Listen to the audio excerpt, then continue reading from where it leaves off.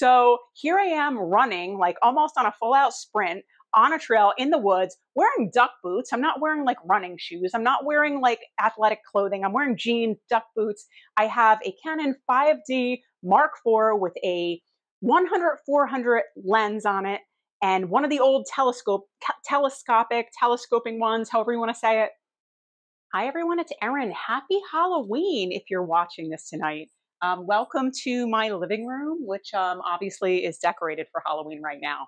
So today I'm going to be talking about where to submit your stock photos. And this is going to be a very personal choice depending on what type of content you generally photograph and all of that. So you'll have your options like that we're all familiar with, your microstock options, your Shutterstock, Adobe Stock, iStock, Dreamstime, Deposit Photos, Pond 5, 123RF, and then kind of moving up to an in-between agency, Alamy, where you can submit both royalty-free and rights managed, and then all the way up to your upper level and like specialty and traditional type of stock agencies. Maybe you'll call them macro stock. And those will be things like your Archangel Images, Getty Images as opposed to iStock. What else? Trevelyan also in the book cover market, just like Archangel, and then places like Robert Harding and some of those other agencies.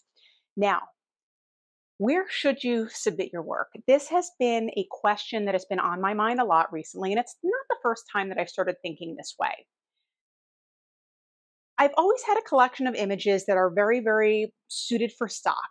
They're nothing fancy. They're just basic images of this, that, and the other thing, okay? People use them to illustrate whatever article they're writing or, blog or story or whatever. But what if you have images that, maybe took you a lot of time to produce? Or there's something that you look at and you say, wow, I would print this out and hang this up on my wall, okay? Stuff like that you start to think, do I want to submit this to microstock or do I maybe want to, put it someplace else? And that's a really, really good question. And like I said, one that I'm facing right now. And I will tell you why. So, coffee. I've recently started getting back into wildlife photography. And I've done a little bit of this here and there over the years, but I've really gotten into it lately. You'll even see some videos on my channel where I've been deliberately going out in the morning and then later in the afternoon, and sometimes twice a day, like usually at least once, but oftentimes twice. So I'm spending a lot of time and energy doing this. I'm really concentrating on certain aspects of taking these pictures and the techniques that I'm using and the backgrounds and everything else. And when I'm going through these images, I'm saying, wow, like in my opinion, these are getting a lot better than they used to be. And do I really just want to sell them on microstock? Now, there's nothing wrong with selling images on microstock, obviously. I make a nice little extra monthly income by doing that. But you just start to think, do I want to submit this someplace else? Do I want to submit this maybe someplace where the image might not sell as much, might not sell at all, but it might not sell as much. But if it does sell, I'm going to be making a lot more money. So getting back to trying to decide which images go where. Some images, in my opinion, the answer is going to be obvious, okay? You're going to have like your really like stocky type images.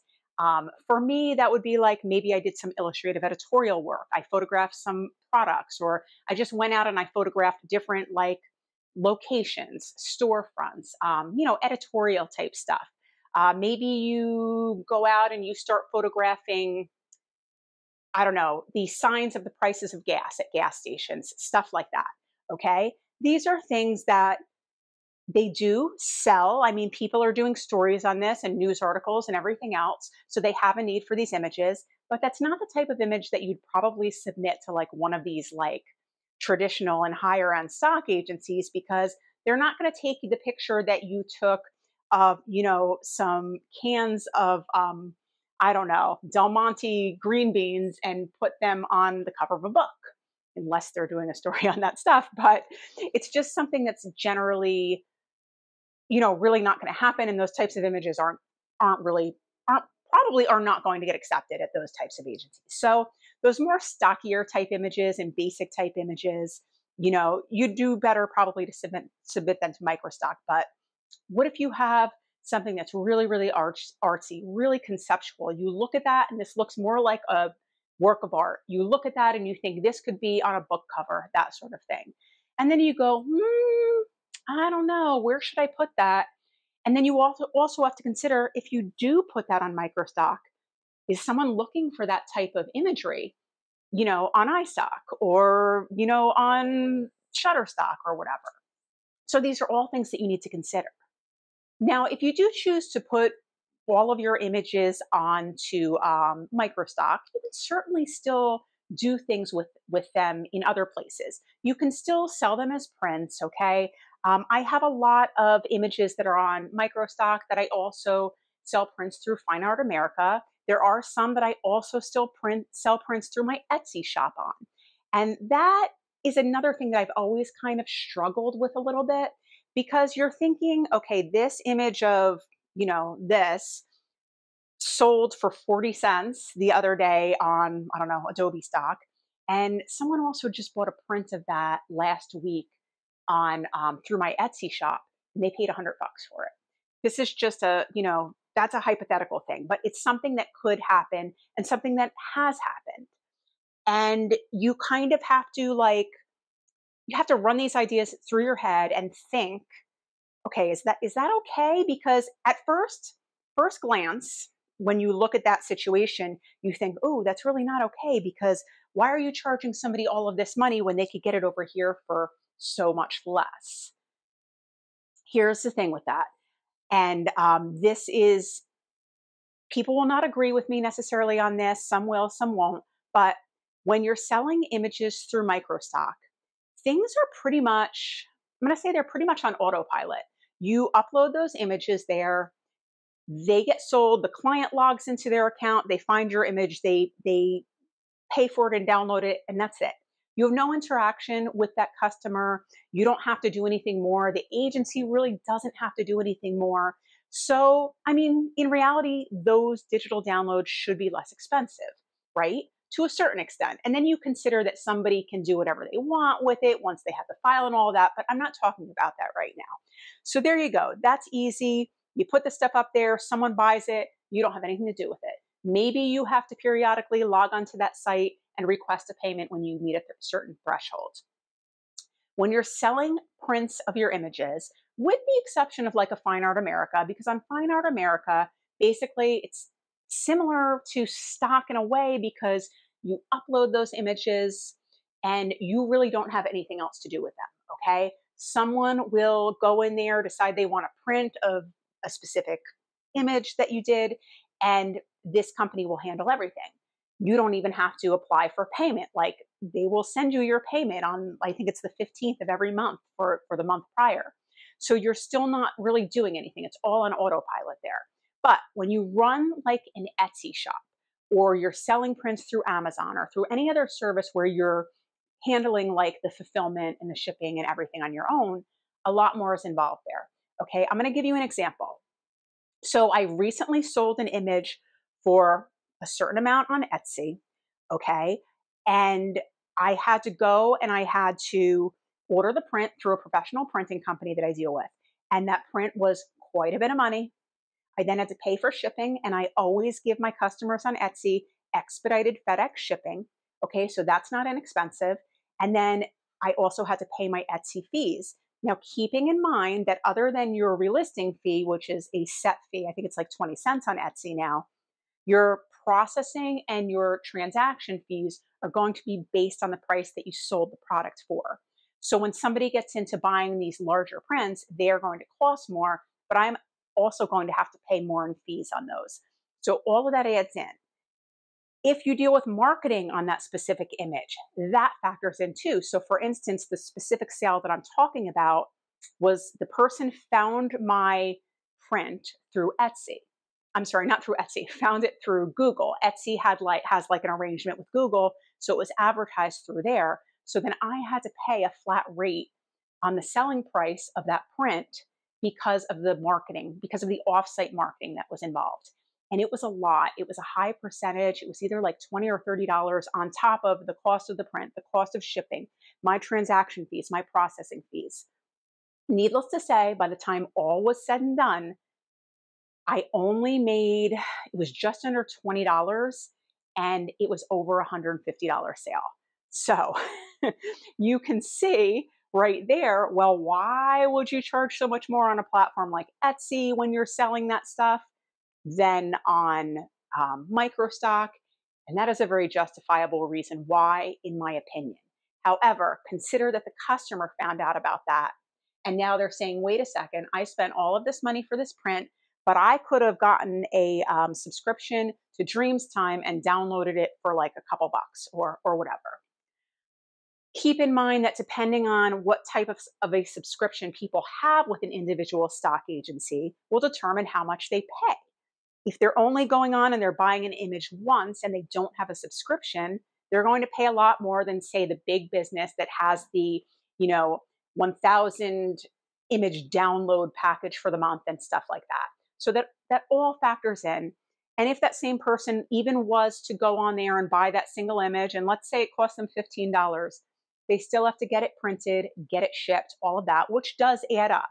So in the end, it's going to cost a little bit more to go through me, but not as much as you might think. So that's where I justify that. But that's just another platform and another thing to consider when you're thinking, where should I sell this stuff? What type of stock agencies or print on demand and all of that. Now, so speaking of, what if you decide that you don't want to sell these images at all on microstock? You want to go with one of these higher end agencies and, first things first, one that you've been accepted to, that you've submitted a portfolio and they said, yes, come work with us. And you still have to go through the process of getting things approved. It's not easy to get images accepted. I've been working with Archangel for, oh my gosh, has to have been like 10 years or so now, I think. 10, probably approaching 10 years. And I just submitted a batch of 18 images and not one was accepted. So years ago, my acceptance rate was a little higher, but now maybe they don't accept as much, just like a lot of the microstock agencies don't. Or, well, I guess that depends. Some of them do, some of them don't. But the other thing is, I was also submitting like wildlife and nature stuff. Maybe that's just not the genre that they typically sell. So it wasn't worth them to host my images in their agency because they don't think they can sell them. So all of that factors in. Now, as I touched on before, there are certainly a lot of pros of selling your images on these, traditional stock sites and through these traditional stock agencies. You're going to make more money when and if those prints do get licensed, or I'm sorry, not those prints, those images do get licensed. And it's really nice to have your work accepted and then purchased, because a lot of times, depending on who you work with, like for instance, my stuff with Archangel, they work with like a lot of the major publishing companies in the world. So that's really cool to say, hey, my image was on like a, I don't know, Random House book cover or whatever, or on so and so's like horror novel cover and all of that. So it's really cool. It's kind of prestigious. It's really cool. But there's also drawbacks to submitting your images there. So let's say that you have a group of images that you don't really want to put on microstock. You think maybe they're like a little bit above what you want to be putting on microstock. So you go to put them on these different stock agencies, and then you have your images accepted there, and then they sit there and they don't sell. So for instance, with Archangel, I have a catalog of 300 and something images on them. I've had a handful of book covers over the years. I've made decent money off of those individual photos, but the rest of them have just sat there under contract. Okay. And I can't do anything else with them. So there are, that's the start of the cons when you're doing that type of work. So when you start working with one of these higher end, like traditional stock agencies, you have to sign a contract to work with them. Okay. And that's not to say that you don't have to sign a contract when you work with like your smaller and your micro stock agencies. But usually their contracts are going to like be several years. So basically, your photos are going to be with them for several years, and then they auto renew usually, unless they decide to kick you to the curb. They usually auto renew. There's a lot of work involved if you decide that you don't want your images to be in a portfolio on these agencies anymore. Whereas with microstock, if you decide, oh, I don't want these couple of images here anymore, you can go on, you can delete them. With the exception of iStock, they make it very, very difficult. You cannot go in and change stuff after the fact or remove the images. You have to go through them, and that's a whole nother story. But in general, with microstock agencies, you can very easily go on there, delete stuff, change things, all of that. You really cannot just remove images simply through these other agencies, these traditional agencies. The other thing is when you submit images to these other agencies, you have to agree that you are not going to market similar, they call them similars. Those similar images cannot be sold and marketed elsewhere. Okay. So if you took, I don't know, 10 pictures of like this squirrel in your front yard with the same background and everything, and one of them gets accepted by, I don't know, Archangel Images, then you cannot use the other 9 and sell them somewhere else. You can sell them for prints and stuff like that, but you're not going to be able to say, well, these 9 weren't accepted, so I'm going to go back and I'm going to put these on Shutterstock or Dreamtime or whatever. They don't allow you to sell the similars. So that, in my opinion, is a pretty big con, because whereas in microstock, you can get away with submitting some similars as long as like they're a little different and it doesn't look like you're spamming them with the same image. You can get away with doing that. But with these other stock agencies, you're kind of locked in. Once that one image is accepted, you really can't do anything with the similar ones other than, like I said, maybe sell them as prints. So that's kind of like, that's a big con. Now, also with these traditional agencies, you're also going to not be able to license those images elsewhere than them, usually.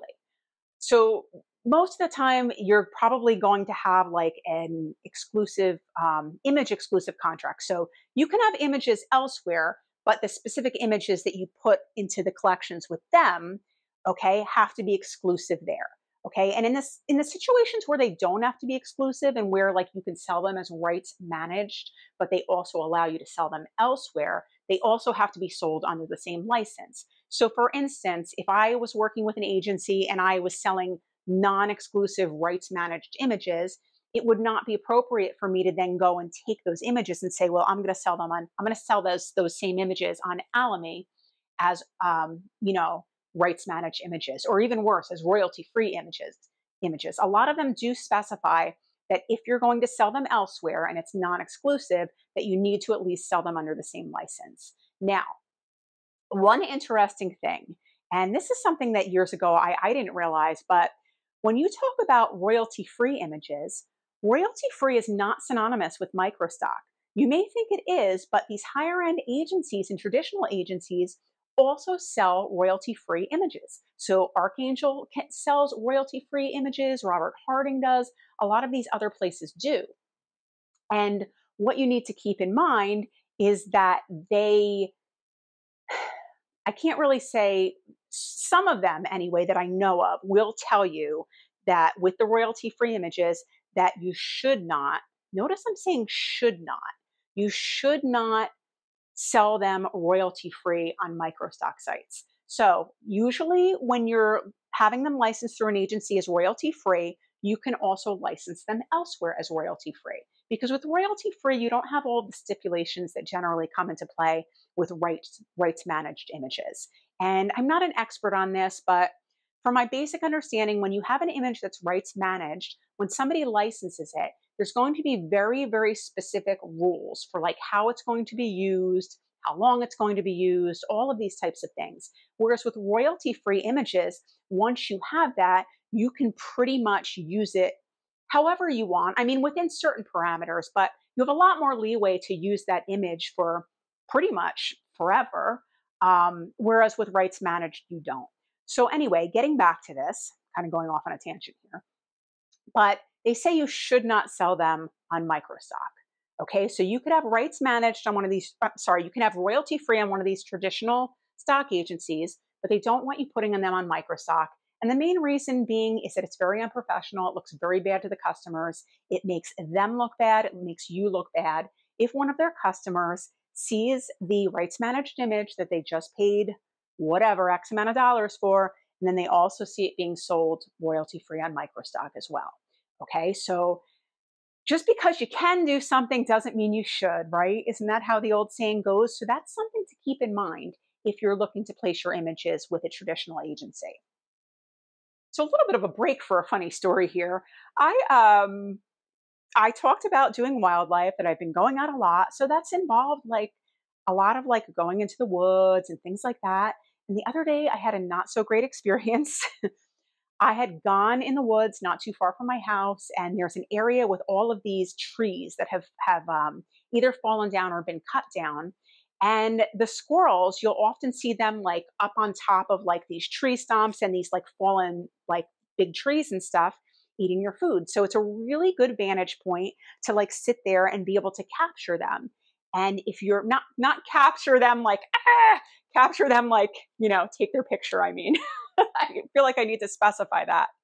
But especially if you get down low and you're very, very quiet, they'll often start coming around. And like the other day, I was sitting there and all of a sudden this squirrel popped up, literally holding this little mushroom in its little squirrel hands. It was like, I could not believe what I was seeing. And I'm like, the shutter is just like going off like crazy. And I'm taking all these pictures, and it was so cute. And then I looked at the pictures at home, and they were equally cute. And I was just really happy about that. So I returned again to that area and I went and I sat down, because I find when I sit down like that and I don't move, if I wait a little while, stuff starts to happen around me, right? As I'm sitting there, I look up the trail. Now I'm seated on the trail. I look up, like going deeper into the woods, and all of a sudden, this fat little groundhog appears there. And so I'm like, oh, cool. Like, it's really hard to get a picture of one of them, right? Like, whenever I see them, they see me and they run off really, really quickly. So I see this thing. I'm like, cool, cool. So I'm like taking all of these pictures of it, and I realize it's coming towards me. And I'm like still taking pictures of it, and then I realize it's running towards me. And I'm still taking pictures of it, and I realize it's not stopping. So I hop up real quick, and I start to go in the opposite direction, and I realize that this thing is like still running towards me quite fast.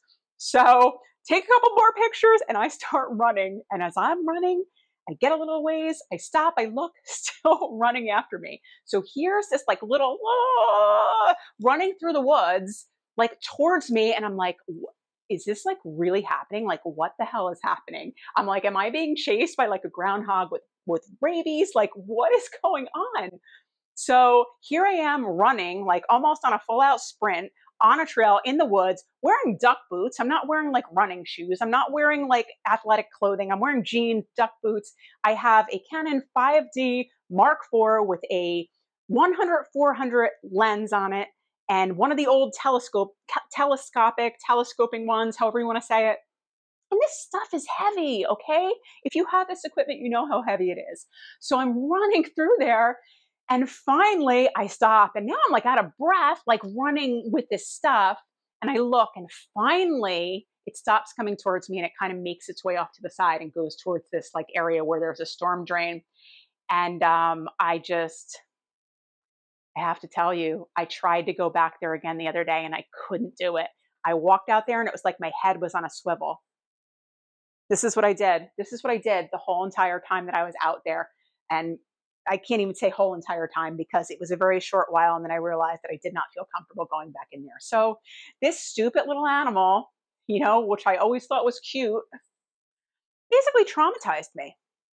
So there's that. Okay. So maybe I won't have to worry about where to put these wildlife photos after all, because maybe I won't take anymore. So basically the next day I went and I sat at a duck pond where, if they come after me, chances are I can probably get away from them, right? So anyway, that was just a little very, very long story that happened in actually just a couple of minutes, but when it actually happened. But these are all things that you need to consider. Not the groundhog stuff, but where you want to put your photos. Do you want to upload them to just microstock? Do you want to go for a more traditional situation and a different type of like macro stock type agency that may pay you more money? It's not an easy decision. Or do I go back and forth through, let's put these here at this higher end agency, and then, I don't know. And then I go, well, maybe I'll just submit them all to microstock where I know that they'll get accepted. And I do still sell photos of wildlife and nature and things like that, even though it is, by the way, a very saturated category. I think if anyone that's been doing this for a while knows that there's certain categories that are very saturated, okay? You kind of need to go for a more niche type of market. But this is what I enjoy doing, and you really need to enjoy doing this if you're going to be successful at it.